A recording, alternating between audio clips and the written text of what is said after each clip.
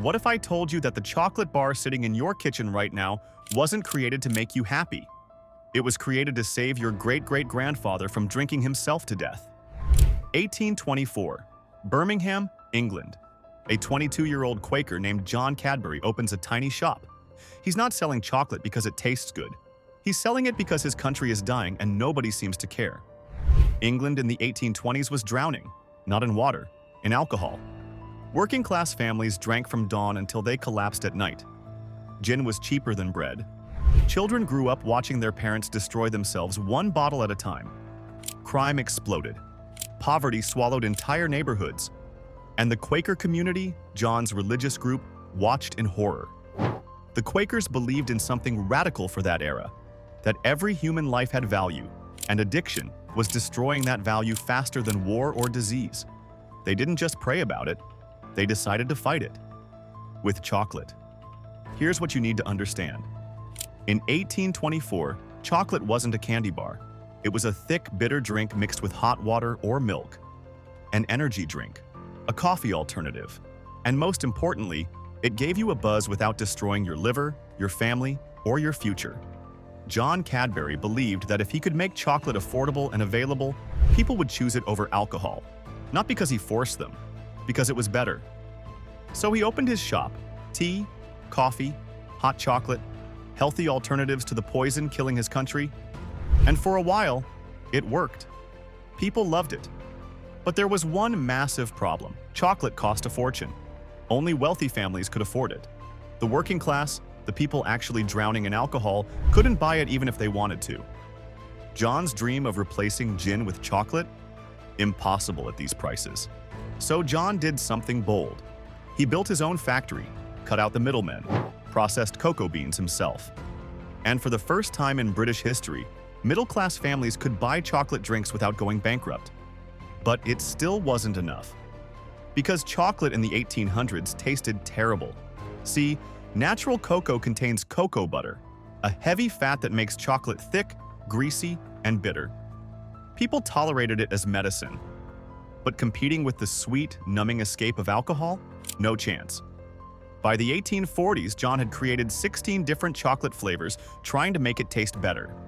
He even launched Britain's first solid chocolate bar in 1842, revolutionizing the industry. But his health was failing, and the business was failing faster. 1861. John Cadbury retires and hands the dying company to his sons, Richard and George. They inherit 11 employees, mounting debts, and a brand nobody wants anymore. Competitors like Nestlé are crushing them. The mission their father started is about to die. Most sons would have walked away. Richard and George made a decision that would change chocolate forever.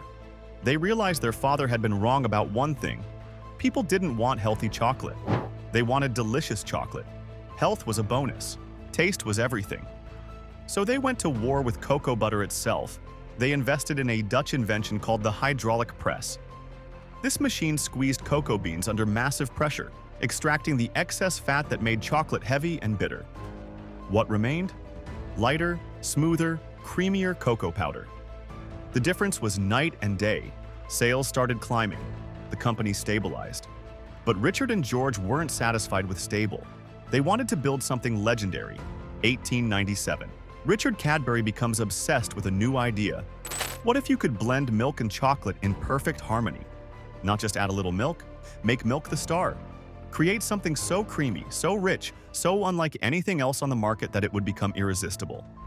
There was one problem. Nobody knew how to do it. Milk and cocoa don't mix easily. Every experiment failed. The texture was wrong. The taste was off.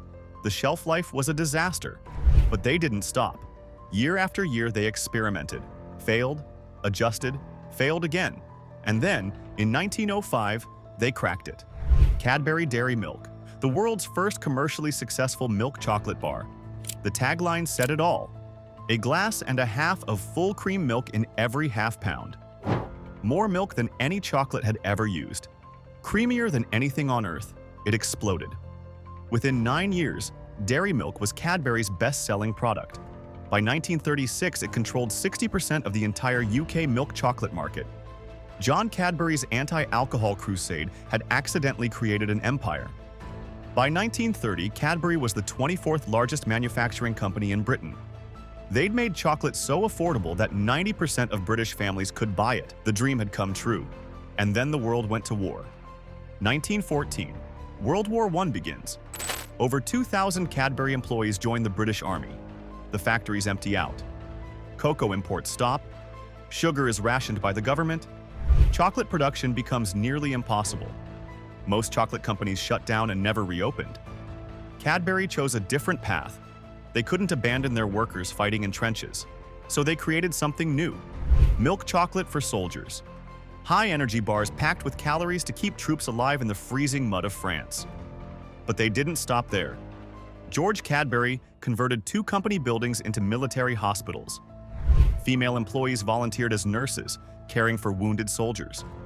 They sent 20,000 care packages to the front lines, each one containing Cadbury chocolate and a message: a present to our friends at the front from the work people at Cadbury's Bourneville. These weren't publicity stunts, they were acts of love. And when the war ended in 1918, British families remembered. Cadbury wasn't just a chocolate company anymore. It was a national treasure. The 1920s became Cadbury's golden age. Flake in 1920, Creme Egg in 1923, Fruit and Nut in 1928, Crunchy in 1929. Each one a masterpiece, each one beloved. And then, just as Cadbury prepared to conquer international markets, September 1939 arrived. World War II. This war was even more brutal. By 1941, the British government banned the use of fresh milk in chocolate production. Dairy milk, the product that built the empire, had to stop production entirely. Once again, most companies would have collapsed. Cadbury adapted. They created ration chocolate, made with powdered milk instead of fresh. Simpler, cheaper, available only through government ration cards. It kept British soldiers and civilians fed when food was scarce. The government called it essential food and put chocolate production under official supervision. Cadbury workers plowed football fields to grow crops. Factory machines that once made chocolate now produced fighter aircraft parts. When World War II ended in 1945, Cadbury had survived 2 world wars. They'd earned something money can't buy: unshakable trust. But here's where the story gets complicated. Because Cadbury's greatest triumph was followed by its most painful loss: the United States, the world's largest chocolate market. A place where Cadbury should have dominated. In 1978, Cadbury acquired Peter Paul, giving them a foothold in America.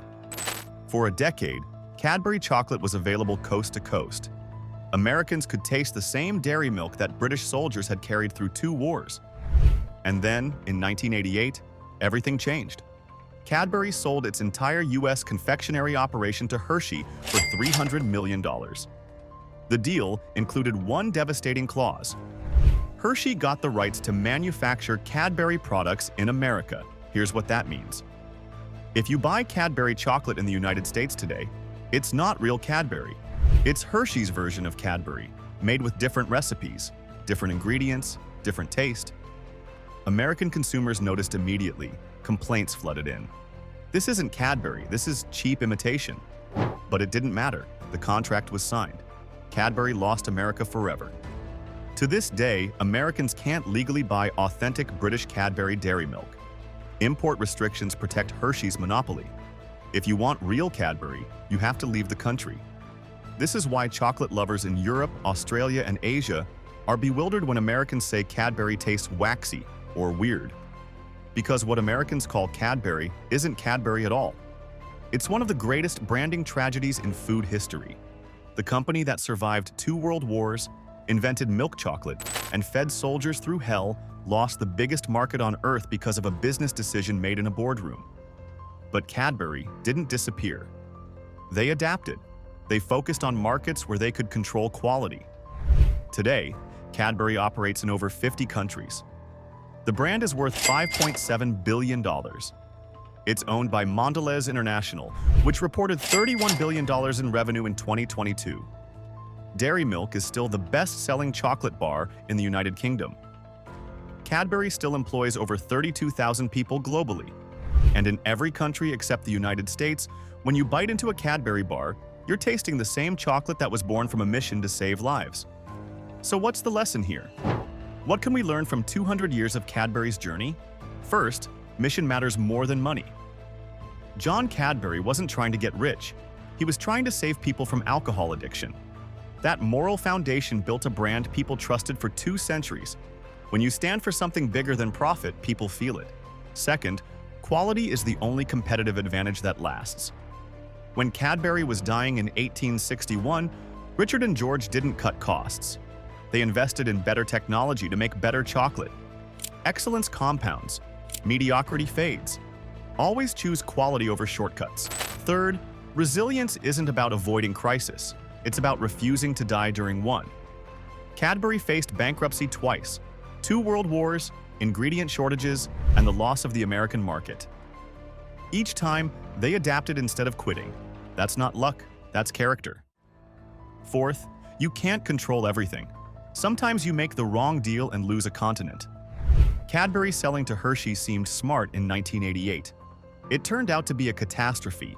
You live with it. You keep building everywhere else. And finally, legacy is earned in how you treat people when everything's falling apart. Cadbury could have abandoned their employees during WWI and WWTUT. Instead, they sent chocolate to the trenches, converted buildings into hospitals, and kept people fed through rationing. That's why British families still buy Cadbury today. Not because the chocolate is perfect, because the company proved it cared. Here's the truth nobody tells you about building something that lasts. It's not about brilliant strategies or perfect execution. It's about standing for something real, delivering quality relentlessly, and refusing to abandon your mission when the world catches fire. John Cadbury started with a tiny shop and a dream to replace alcohol with something better. 200 years later, his chocolate is loved by millions across the globe. Not bad for a guy who just wanted to help people stop drinking. So the next time you unwrap a dairy milk bar, anywhere except the United States, remember this: you're not just eating chocolate. You're tasting a mission that refused to die. A family that chose quality over profit. A company that fed soldiers through 2 world wars. And a brand that proved sometimes the best businesses aren't built to make money. They're built to make life better. That's Cadbury, not just chocolate. A 200-year lesson in what happens when you refuse to quit on what matters. If this story changed how you think about business, about resilience, about legacy, hit that subscribe button. We break down the untold stories behind the world's most iconic brands every single week. Next video, watch how Hershey built its American chocolate empire through completely different tactics, and why these 2 companies represent 2 opposite philosophies of business. Drop a comment and tell me, what's one mission you'd fight for even if it took 200 years to win? Because that's what building something real actually takes. Thanks for watching. Now go eat some chocolate. You've earned it.